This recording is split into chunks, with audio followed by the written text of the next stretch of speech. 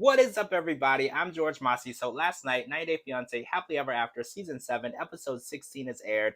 We're at the tail end of the season, and we're also at the tail end of Angela's trip to Lagos, Nigeria with Michael, where they've been on a roller coaster ride of ups and downs, breaking up, making up, keeping things together, threatening divorce, threatening to pull visas, to a meeting between the goofballs, Peter and Abed, who are Michael's close friends, who Angela actually swore off from Michael talking to them. She wanted Michael to have nothing to do with these two men. Michael has still been communicating with them, and this meeting showed why Angela doesn't want Michael communicating with the goofballs.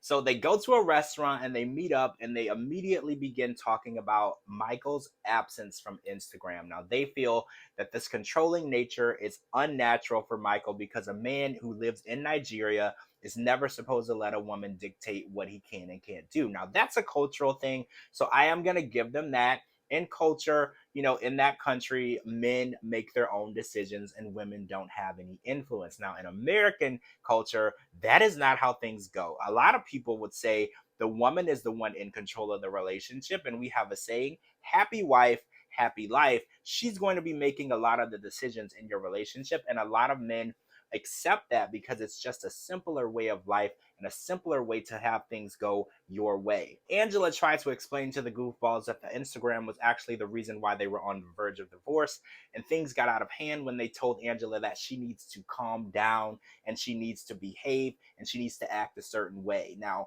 I will say this, Michael did stand up for Angela and he did ask them to stop speaking to her that way, and he did try to take control of the situation, but the situation had began to escalate when Angela decided that it was almost time to begin flipping tables and tossing things and creating an even bigger scene. Now, you guys know the first scene was created when Angela arrived in Lagos, Nigeria, and went to Michael's house and was actually tearing Michael's car apart. And that is actually how Peter and Abed found out that Angela was actually in Nigeria. That was the word around the neighborhood. The neighborhood said that there was a white woman making a huge scene outside of Michael's house. And they put the two and two together and realized that Angela was there. Now, although she had been there for quite a while, Michael did not reach out to them. He did not set up a meeting, but they did so, making this explosive scene, really changing the dynamic of the episode, making everyone wonder, how is this relationship ever going to work if Michael continues to talk to the goofballs?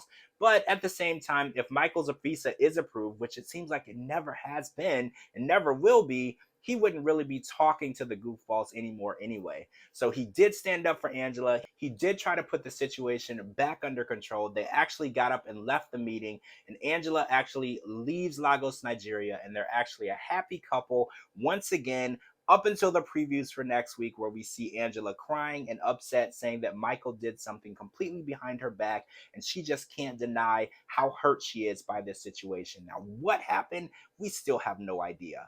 All right, guys, I'm George Massey. Make sure you follow me on all social media platforms at George Massey and at georgemassey.com for all your 90 Day Fiance news, interviews, and updates.